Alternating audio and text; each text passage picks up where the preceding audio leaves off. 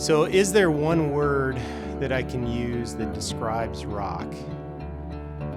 I have always thought of rock as a student more than anything. I'd probably go with sincere. Dynamic. Legend. Water will not move from the uppermost layer till that layer is saturated. So if you interact with him in any way, especially relating to turf, he always just lights up when he hears something new. And then a big part of what he does in academia is teach. Go ahead. There you go. So now we'd physically measure that distance to each the center of each ball. He is just kind of a jack of all trades, from working with countless students that have been through the Nebraska Turfgrass program. He couldn't have planned that. There isn't a golf course superintendent in the state of Nebraska, and I'm sure much beyond these borders, that doesn't know Rock from his time in the business. Rock has had a relationship with the USGA for pretty much his entire career. Not only connected with the research group at the USGA, but also the agronomists. As a scientist, he has sometimes challenged us in ways that we need to be challenged. He's really an outside-the-box thinker that is very closely connected to the industry and listens to the needs that the industry has. And he gets right down to what works and what doesn't. Those kind of things that he excels at is to transition that research and make it applicable to the professionals to put in place. That's a mark of a good scientist, educator, member of our industry. I think that is a secret to his success, no matter who he's walking with, a researcher, a superintendent, a student, or just somebody he meets in the store. He's a personable guy that he's going to give his all to you, and you're going to enjoy talking to him. Backyard Farmer rocks!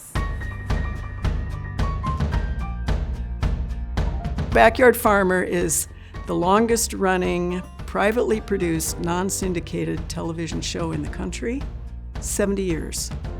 And it is essentially the answering of questions from our wonderful audience using science-based information. You know, Rock is the turfgrass specialist. He's been maybe 35 years or so sitting in the turf chair. We're going to talk about mowing, irrigation, weed management. Seeing him on there is great. He's very good at speaking in front of a camera. Not just golf course superintendents, you're talking to just homeowners. As the winter progresses and we get into frozen soils, do not fertilize. I think he likes the attention, he likes to give back, he likes to give his answers, and I think most people enjoy what he has to tell them as well. Now that you have this, you can choose the best management based on the university's recommendation or recommendations of others to make your lawn the best lawn on the block.